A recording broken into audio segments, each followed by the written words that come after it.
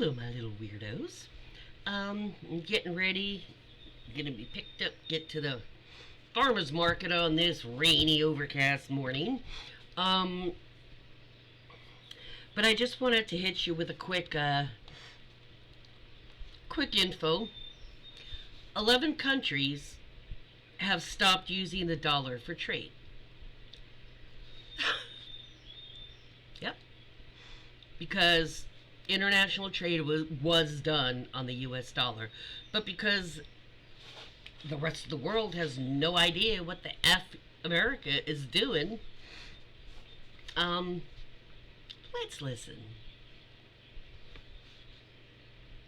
Today, 11 countries officially announced they will stop using the U.S. dollar for trade. And this could be just the beginning. Trump's relentless tariffs, sanctions, and reckless spending have weakened the dollar's strength. He may have once believed his policies would make America stronger, but now those very policies are pushing America out of the global financial spotlight. If the dollar loses its status as the global reserve currency, inflation will soar, prices will rise, and the purchasing power of ordinary Americans will decline. Your savings could lose value, and your cost of living may skyrocket. Worse yet, the world is moving on without us. Countries once controlled by the dollar are now embracing their own currencies and stepping into the global trade arena with confidence. This shift isn't just about currency, it's about losing influence, losing power, and potentially losing our place in the world. How do you feel about the dollar's decline? Is it Trump's fault, or is this just the inevitable result of America's financial dominance fading away?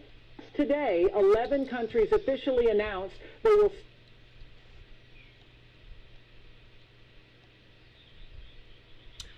Um, I it would not have happened, at least not right the way it is, had it not been for mashed potato brains over there.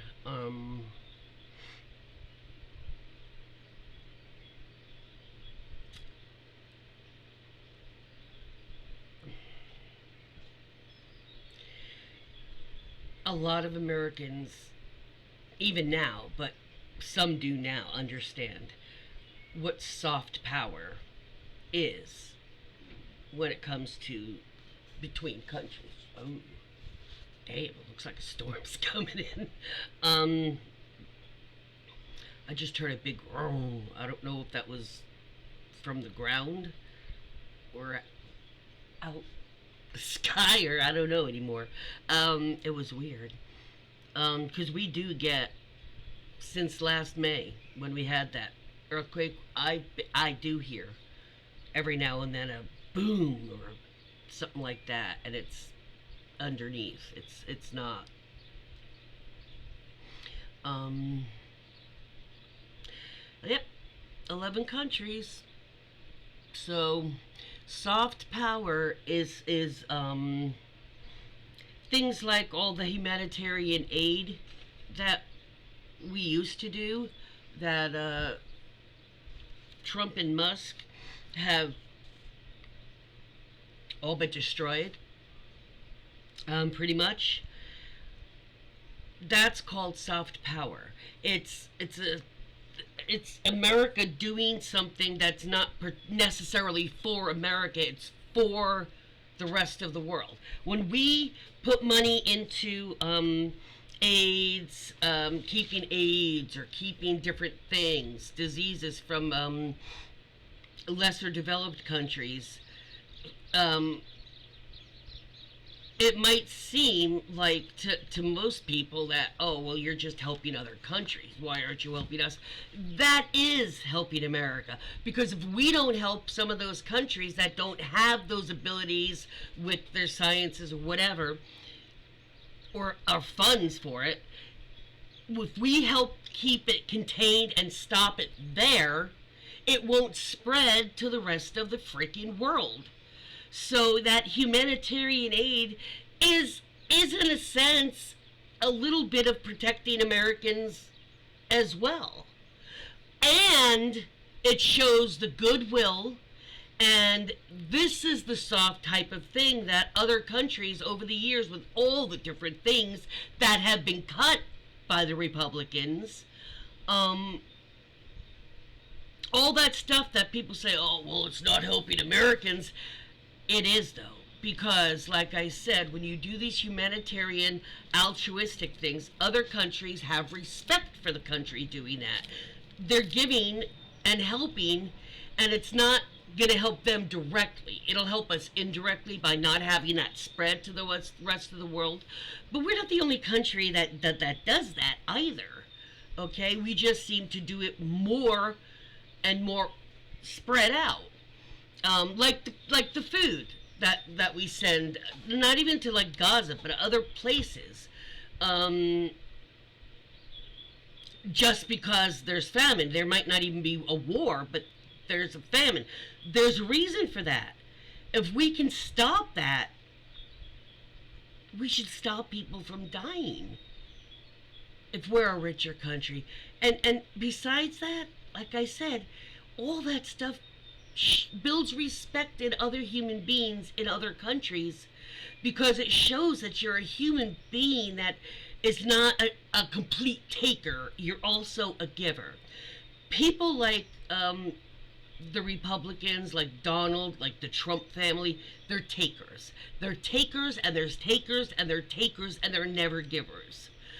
A healthy thing is you take when you need and you give when you can, without being forced into submission to do it, without being forced to donate. That's what that is. And a lot of Americans, you know, over my lifetime, I've heard people say, this isn't even for America. I'm like, oh my God, can you just learn some policies of stuff? But no, they don't even teach that shit in like a high school setting that I'm aware of. And they don't even teach that, and they're cutting shit. Oh my God. So are we eventually gonna have where they're not allowed to say 2 + 2 or 2 + 1 is not cool to say because what? It's DEI. It's getting absurd. The other thing I want to address quickly is I addressed it in a short video and a short, but I really has been a fucking annoying the hell out of me since he came up with this term, and I just want to shut it down 3 times in one day. The weave. From one ADHD person to another, the weave. Donald, the only weave in your life is on your head, and it's a very bad one too. The weave is simply ADHD tangents. That's it. No mystical abilities, no refined method. It's an ADHD tangent. I know. I've had them my entire life. I amuse my therapist with them. Yeah. Because all that is, for me, I don't know if I can do it again. I did it earlier on one of the videos to show you. My ADHD is,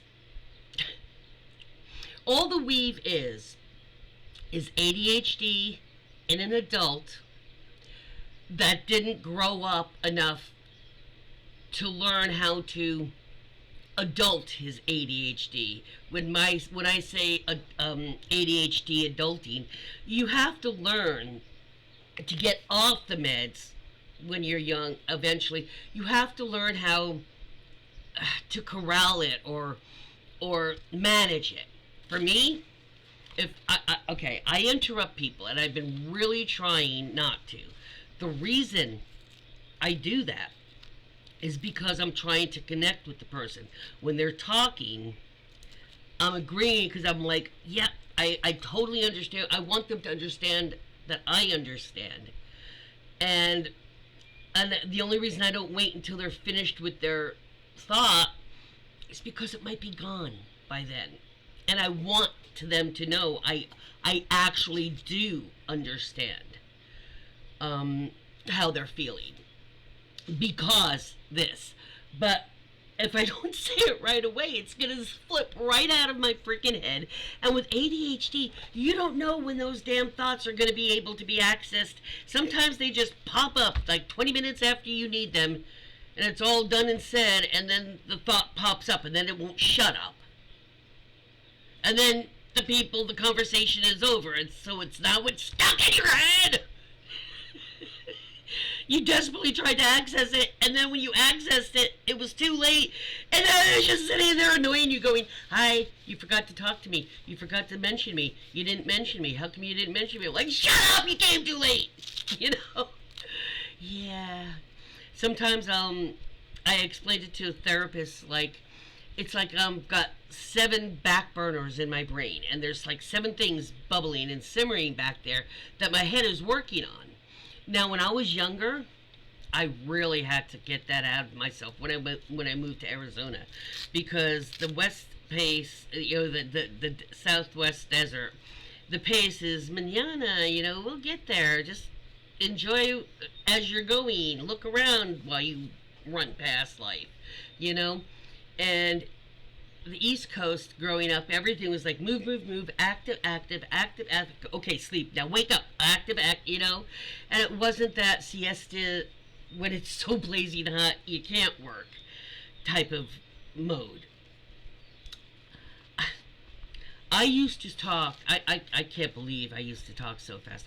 I used to talk so fast because if I didn't talk so fast, all those words that were in my head, all those things, all those thoughts, oh shit, that thought went past. I'm trying to tell you this thing, but I can't tell you that thing because I'm busy telling this thing. But that thing's going to go away, and oh shit, I better talk fast because there it goes. I'm going to grab it. Here it goes.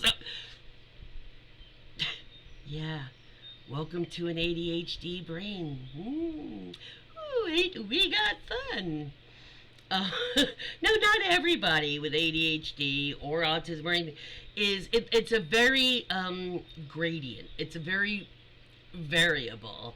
There is no even loose generalizations. There really isn't. When you look at each person's differences. Me, I kept trying to keep up with those thoughts and get them all out right away. And what I've learned is that I don't seem to interrupt if I keep this right here.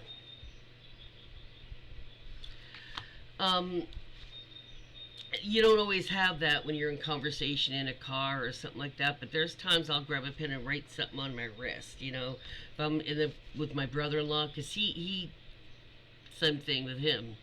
So it's like we're interrupting each other all the time. And we're frustrated. We're being interrupted and we're frustrated. We're interrupting. It's like I recognize I'm interrupted. I interrupted someone as I'm interrupting them. It's like, how do you pull it back while you're trying to not do it as you're doing it? So you have to be kind to yourself because it can be a constant battle. It's just when you adult ADHD, you learn what works for you. So if I don't have paper or something, I've written shit, and I'll grab my phone, I'll take one of my own cards and fucking write something on the back of it so I don't forget what I wanted to say in response. But at the same time, it's not, because if it sits there in your head, then it won't let you listen to what the other person, it won't let you hear what they're saying, at least for me. And then I was missing shit. And it was like, well, if you weren't interrupting, you wouldn't. But it wasn't that. I was interrupting because, and it's hard to describe. I was interrupting them because if I didn't, in 3 sentences, it'll be out of my head, and then it'll pop up later that night as I'm trying to go to sleep. It'll be like, hey, here's that information you want. I'm like, shut up. I don't want it now. Yeah, I argue with myself in my brain. I amuse my therapist a lot. because I am transparent. I'll admit shit like that. A lot of people don't, and we all talk to ourselves in our heads, in our brain, in our minds silently. And I'm sure others argue with themselves. It's like, hey, don't be such a, you're like, oh God, I'm such a scatterbrain. And inside I'm thinking, don't call yourself a scatterbrain. And the other part of me is like, well, you are. You forgot it again. And he's like, well, maybe it's Alzheimer's. It's not fucking Alzheimer's. Yeah, I've done it all my life. Yeah, and I'm arguing. Those two parts are both me thinking. Who else argues with themselves when you're trying to stop negative self-talk and you catch yourself saying something like, God, I'm such an idiot? It's like, would you say that to your friend who has a spat of forgetting shit? No, you wouldn't say that. You'd be like, ah, that must suck. You'd be empathetic. You're generally not that way with yourself. You're very harsh with yourself. And that self-talk matters. When you talk out loud, it makes more of an impression on yourself, on your brain, than if you just think it. That's because you're thinking and you're hearing it. And that is a fact, and you can ask anybody in the field. That is true. There are times that I'm trying to work something out, figure out, am I the asshole or not here? And it's hard to do that. If you speak it out, I know it sounds like you're fucking nuts when you're the only human in the house and you're having a two-sided conversation with yourself. But I've done that because I couldn't get a hold of a therapist, or there was something that was really urgently distressing to me and I had to deal with. Talk it out verbally as if you're talking to a therapist. Act like, sit here and act like you're talking to somebody else and just express what you're feeling. It actually helps it come into focus a little better to I definitely suggest, if you're able to, get a therapist. I do teletherapy.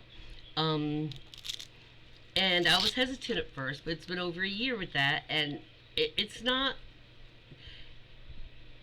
actually rather more personal than you think, more than just the phone.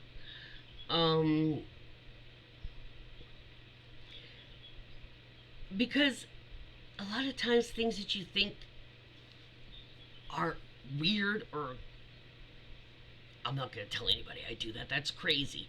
Guess what? A lot of people probably do.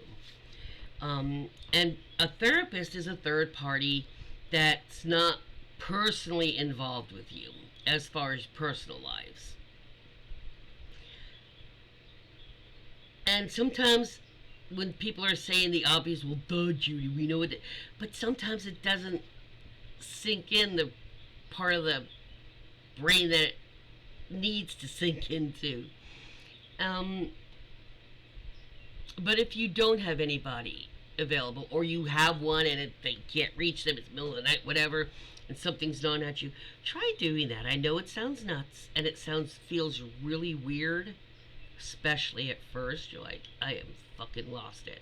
I have leapt off that cliff. I have gone insane. I am sitting here having a therapy session with myself. That's fucking nuts. But it's not, really. I mentioned it to my therapist several months ago.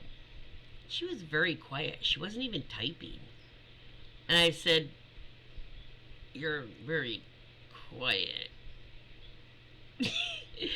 I'm not sure. I'm like, I don't hear you doing this. And she starts laughing. I was like, is that weird that I do that? And I did that for like a year and a half when I wasn't able to get a therapist. And she says, actually, that's very inventive. I said, well, I started thinking, and I said, no offense, I'm not trying to offend you, but therapists, a lot of times, they're not finding the solution for you. They're letting you talk it out loud so you can see the answer, the solution, whatever it is.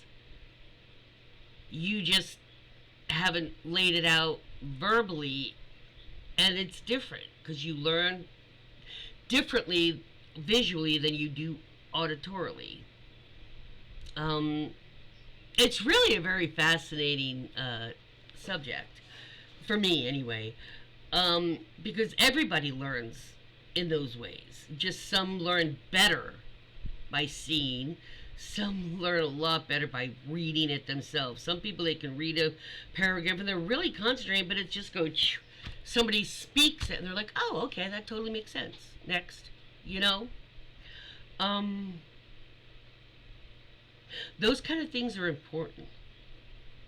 So everybody's able to learn in the way that their physiological makeup of you as a human being can understand.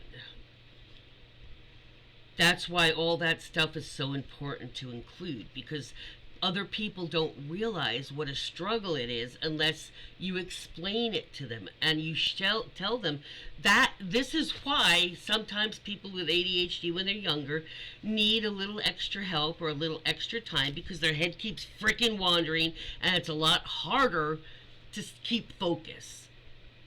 What I told my younger one was, listen, all of us have to learn to concentrate. We all have to learn how to, like when we get distracted, because we all can get distracted by things. If you've got a lot on your mind or something, it's hard to focus some days. Just for ADHD people, it's like an everyday thing. It's not now and then. So it's a skill you really kind of need, unless you want to be frustrated every day. And to be able to do it without continuing on medications to help you focus. And, you know, just if you're missing a certain amount of something and that's it's helping you not focus by missing that, maybe you don't necessarily, you could just do things like me. I take notes now. That's right. That's what I was saying. I'll write it on my hand sometimes if I have a pen handy. Because while you're trying to assess how could I keep this thought without interrupting, you're missing what they're saying unintentionally because you're trying to corral. That's why therapists that deal with that, they're like a glorified, they're not even helping you, really. They are a sounding board so you can hear what you're saying. I'm like, oh, well, I could just do that. Wouldn't that work? And they're like, yeah, you could try that, right? That's what I'm saying. And but I used to say the same thing when I was a corrections officer. You call them prison guards. You know, people still call them prison guards. But I would tell the inmates, I'd get them on my side in a way, but I honestly felt that way. I said, listen, officer, because they call us cops in the prison. Officer cops. I'm the cop. Oh, okay. Because at first I said cops when I was new, and the officer said, that's you. I was like, oh, I'm the cop? Oh, okay. Oh, my word.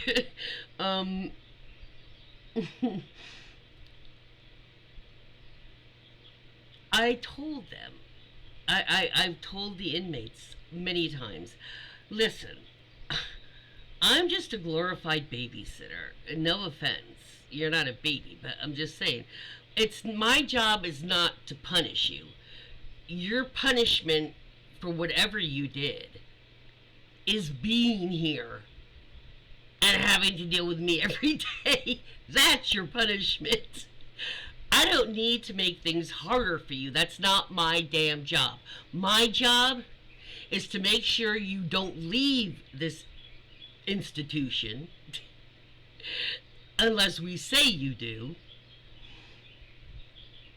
My job is to make sure you stay alive, you stay as healthy as possible, you don't start fights, You're fed, you're taken care of. That's my job. I'm a babysitter for grown-ups.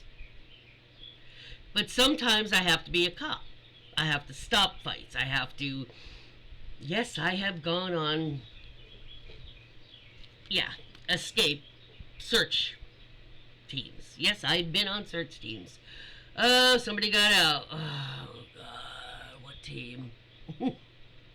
If I wasn't on an actual, like a post in a control room or something like that, you're considered yard office. If you're yard office, you're for whatever they need you for. And an incident at another unit, and they need extra people, they close the units down. They just go into lockdown, and any excess people, send them over to that unit. Same thing with a anything like that. And that's kind of what a therapist is. It's and you have to learn. What they do is they hear what you're saying. A lot of times they see what the course should be if you want to get to that this particular result. But they don't tell you.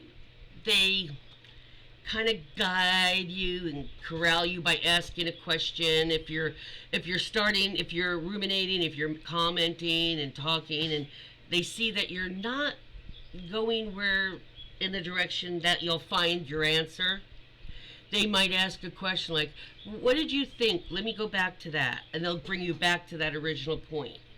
And then start again. Oh, we're not going to go. She'll guide you that way instead of this way. Not by telling you, just guiding you so they get you to say that again. So you can be like, oh, wait, how come I didn't see that before? What the hell? You saw it. What? And they'll usually just be like, because, first of all, when you make that connection yourself, you don't forget that lesson. You don't forget it. You forget when somebody does the solution for you and shows you how to do it, but if they make you hold the pencil and they make you write down, you remember it a lot better. There's a reason for that. It's because way the brains work. Like I said, the way you learn. Through hearing, through seeing, or through doing. Or all of them. Ideally, you use all three of them and your brain combines it together and comes out with, But if you don't have enough or too much of something, sometimes your brain is just going, woohoo, I got lots of electricity, I am just all over the place. I'm going to think about this, I'm going to think about that, I'm going to think about this, I'm going to think about that, and I'm going to try to solve this problem. Woohoo! It's kind of what my brain feels like sometimes, and I'm just like, shh, calm down. What the hell are you so fucking excited about? Oh, I don't hurt as much as I did the other day, and I'm just feeling a lot better. Woohoo! I'm just like, brain, you're scaring me.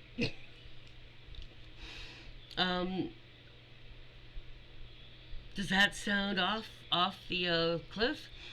Yeah. But it works. If you can't get a therapist, try to. It was really hard, and I felt really stupid when I first tried it. I'm like, I was desperate. I'm like, I'll just pretend I'm talking to a therapist. And I was laying in bed, and I'm just like, and I just imagined somebody was sitting at my desk.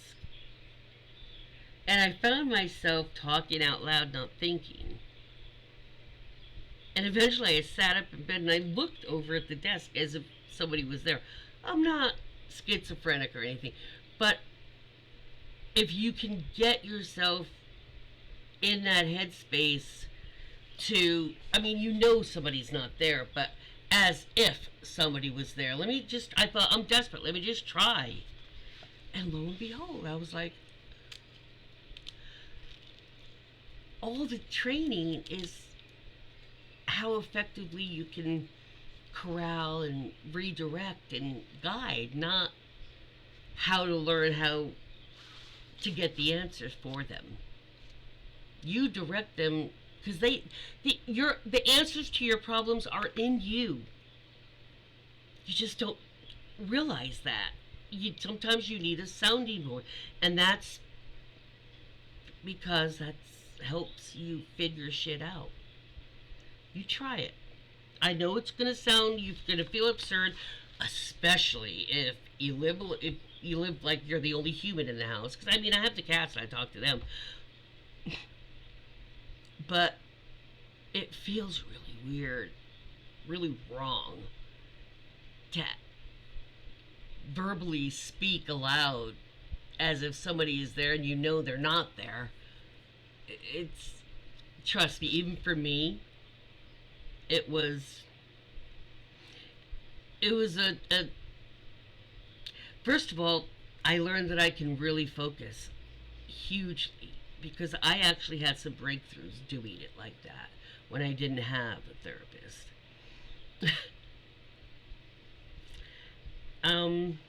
It's a lot easier with another person. You don't feel as,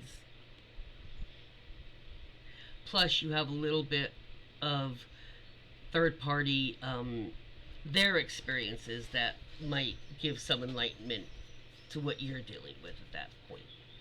So, yeah, therapy is not for the nuts. It's really a sounding board that helps you figure out, oh, I know what the answer is. Yeah, that makes sense. That makes sense. And no, I'm not the asshole for doing that. I'm protecting myself. You know, I highly recommend it. And despite what all you little trolls out there say, oh, you serious? This person's nuts. You know what? Bite me. It doesn't matter what you think. Okay? Those people are probably very insecure themselves. More than likely, whatever topic I was talking about that triggered them for that response is probably something that they're frustrated that they can't fix themselves and angry at me that I did fix it for me or figure it out. More than likely, it's an insecurity. That's why people lash out and be mean to strangers, that people that they don't personally know. They're just insecure in what they believe or their perspective as opposed to that person. And so they get very insecure and they think, look at that person. She's some old lady with blue hair. What the fuck does she know? Type of thing. Well, it triggered y'all, so obviously it knows how to trigger you. But anyway, yeah. 11 countries have stopped using the dollar as trade, as the epitome. So they're all making new alliances and using their own currencies. And that is not something America will get back, even if we managed to not slide for years into this shit before we're able to dig ourselves out of it. That respect and shit, once they start their own alliances like the BRICS, they're not going to need, when they started that, it was sketchy, but now they've got some time under their belt. You know what I'm saying?